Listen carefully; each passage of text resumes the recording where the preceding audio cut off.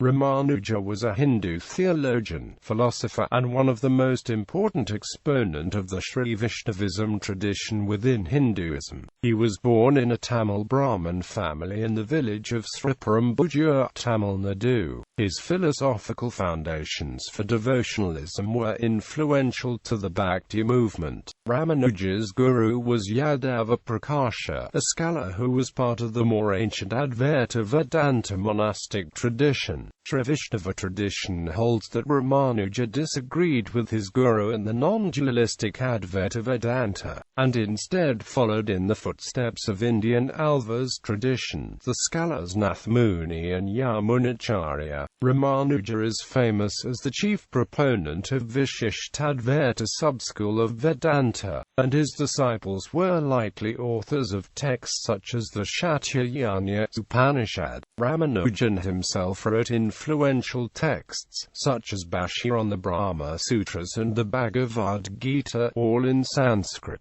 His Vishishtadvaita philosophy has competed with the Dvaita philosophy of Madhvacharya and Advaita philosophy of Adi Shankara, together the three most influential Vedantic philosophies of the second millennium. Ramanuja presented the epistemic and soteriological importance of bhakti, or the devotion to a personal God, as a means to spiritual liberation. His theories assert that there exists a plurality and distinction between Atman and Brahmin, while he also affirmed that there is unity of all souls and that the individual soul has the potential to realize identity with the Brahmin. Biography. The details of historic Ramanuja are unknown. His followers in the Sri Vaishnava tradition wrote hagiographies, some of which were composed in centuries after his death, and which the tradition believes to be true. The traditional hagiographies of Ramanuja state he was born in a Brahmin family, to mother Kantimathi and father Kasava Somayaji, in a village near modern Chennai.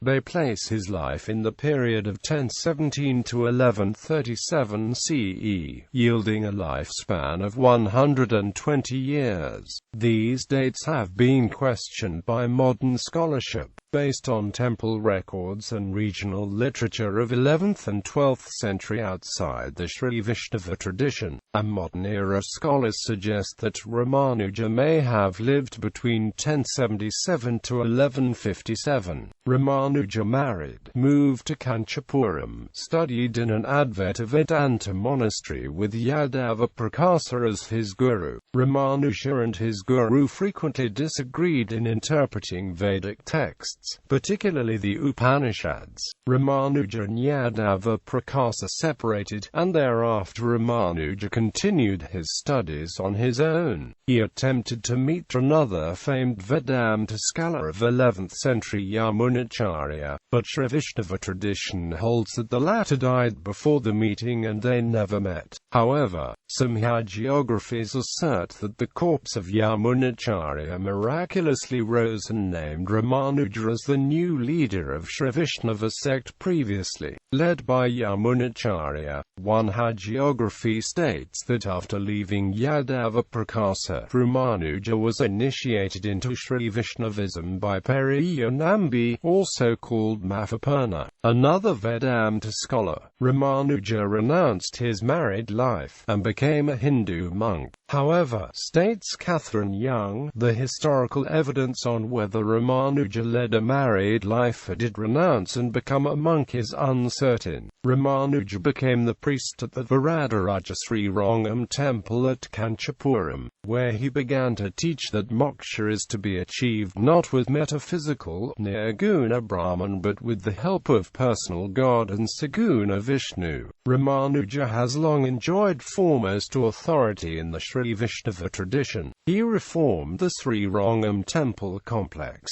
undertook India-wide tours and expanded the reach of his organization. Hagiography. A number of traditional hagiographies of Ramanuja are known, some written in 12th century, but some written centuries later, such as the 17th or 18th century, particularly after the split of the Vaishnava community into the Vadakali and Tenkali, where each community created its own version of Ramanuja's biography. The Mavarapati Guru Parampara Prabhava by Brahmatantra Svatantra represents the earliest Vadakali biography, and reflects the Vadakali view of the succession following Ramanuja. Irarapati Guru Parampara Prabhava, on the other hand, represents the Tenkali biography. Other late hagiographies include the Yaturajava Bhavam by Andrapurna. Modern scholarship has questioned the reliability of these hagiographies. Scholars question the reliability because of claims which are impossible to verify, or whose historical basis is difficult to trace, with claims such as Ramanuja learned the Vedas when he was an 8-day-old baby. He communicated with God as an adult, that he won philosophical debates with Buddhists, Advaitins and others because of supernatural means such as turning himself into his divine self Sasa to defeat the Buddhists, or God appearing in his dream when he prayed for arguments to answer Advaita scholars. According to J.A.B. the Van Buitenen, the hagiographies are legendary biographies about him, in which a pious imagination has embroidered historical details. Historical background. Ramanuja was nurtured in the Tamil culture in a stable society ruled by a strong Hindu Cholas dynasty. This period was one of pluralistic beliefs, where Vaishnava, Shaiva, Smarta traditions, Buddhism and Jainism thrived together. In Hindu monastic tradition, Advaita Vedanta had been dominant, and Ramanuja's guru Yadava Prakasha belonged to this tradition. Prior to Ramanuja, the Sri Sampradaya was already an established organization under Yamunacharya, and Bhakti songs and devotional ideas already a part of South Indian culture because of the 12 Alvas. Ramanuja's fame grew because he was considered the first thinker in centuries that disputed Shankara's theories,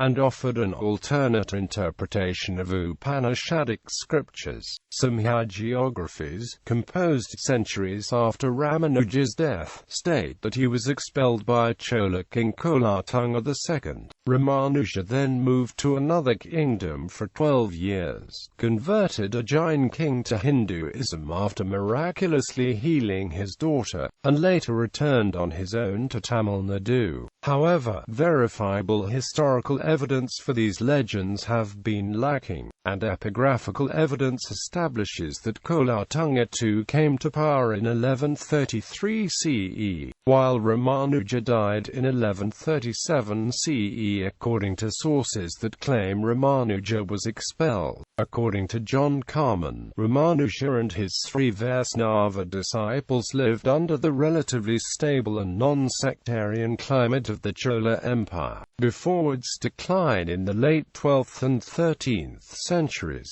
Writings. The Sri Vaishnava tradition attributes 9 Sanskrit texts to Ramanuja: Vedartha Sangraha, Sri Bhashya, Bhagavad Gita Bhashya, and the minor works titled Vedantapeda, Vedantasara, Gatutraya, and Nitya Grantham. Some modern scholars have questioned the authenticity of all but the 3 of the largest works credited to Ramanuja: Sri Bhashya, the Vedartha Sangraha, and the Bhagavad Gita Bhashya. Philosophy. Ramanuja's philosophical foundation was qualified monism, and is called Vishishtadvaita in the Hindu tradition. His ideas are one of 3 sub-schools in Vedanta. The other 2 are known as Adi Shankara's Advaita and Madhvacharya's Dvaita. Ramanuja accepted that the Vedas are a reliable source of knowledge, then critiqued other schools of Hindu philosophy, including Advaita Vedanta, as having failed in interpreting all of the Vedic texts. He asserted, in his Sri Bhashya, that Purvapakshas selectively interpret those Upanishadic passages that support the monastic interpretation, and ignore those passages that support the pluralism interpretation. There is no reason, stated Ramanuja to prefer one part of a scripture and not other. The whole of the scripture must be considered on par. One cannot, according to Ramanuja, attempt to give interpretations of isolated portions of any scripture. Rather, the scripture must be considered one integrated corpus, expressing a consistent doctrine. The Vedic literature, asserted Ramanuja, mention both plurality and oneness.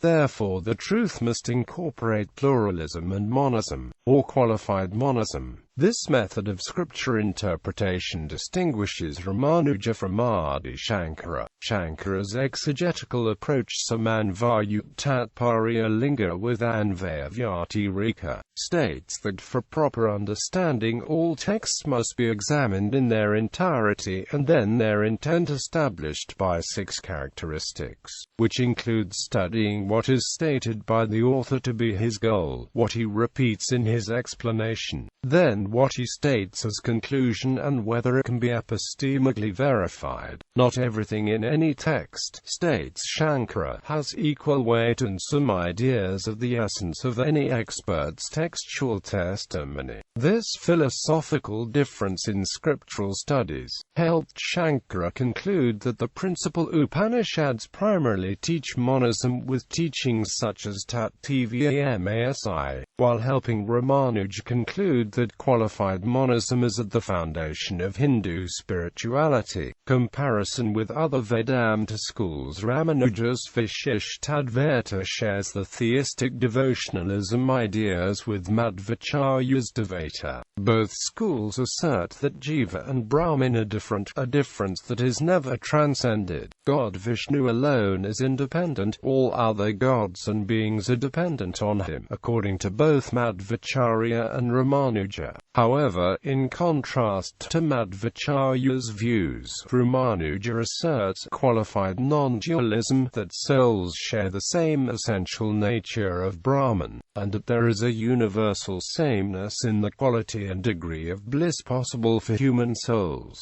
and every soul can reach the bliss state of God himself, while the 13th to 14th century Madhvacharya asserted both qualitative and quantitative pluralism of souls. Ramanuja asserted qualitative monism and quantitative pluralism of souls, states Sharma. Ramanuja's Vishishtadvaita school and Shankara's Advaita school are both non-dualism Vedanta schools. Both are premised on the assumption that all souls can hope for and achieve the state of blissful liberation. In contrast, Madhvacharya believed that some souls are eternally doomed and damned. Shankara's theory posits that only Brahman and cause is a metaphysical unchanging reality, while the empirical world and observed effects are changing, elusive and of relative existence. Spiritual liberation to Shankara is the full comprehension and realization of oneness of one's unchanging Atman as the same as Atman in everyone else, as well as being identical to the Nirguna Brahman. In contrast, Ramanuja's theory posits both Brahman and the world of matter are two different absolutes, both metaphysically real. Neither should be called false or elusive, and Saguna Brahman with attributes is also real. God, like man, states Ramanuja, has both soul and body, and all of the world of matter is the glory of God's body. The path to Brahman, asserted Ramanuja, is devotion to godliness and constant remembrance of the beauty and love of personal God, one which ultimately leads one to the oneness with Nirguna Brahman. Influence. Harold Coward describes Ramanuja as the founding interpreter of Scripture. Wendy Doniger calls him probably the single most influential thinker of devotional Hinduism. J.A.B. Van Buiten states Ramanuja was highly influential by giving Bhakti an intellectual basis, and his efforts made Bhakti the major force within different traditions within Hinduism.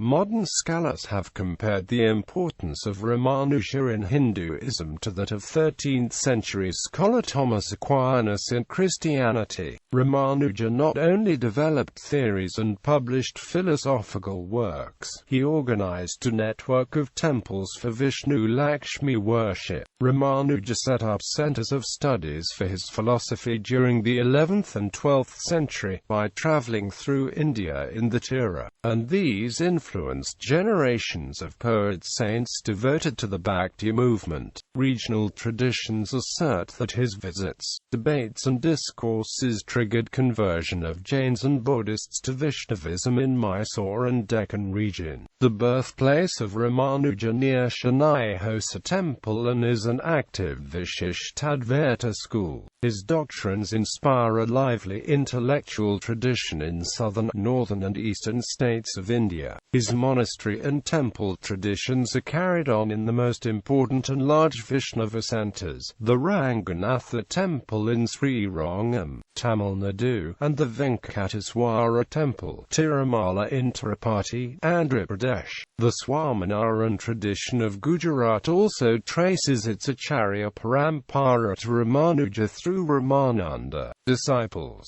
Ku Radhajwan, Mutliandan, Ananthajwa, Kong Upirati. Names: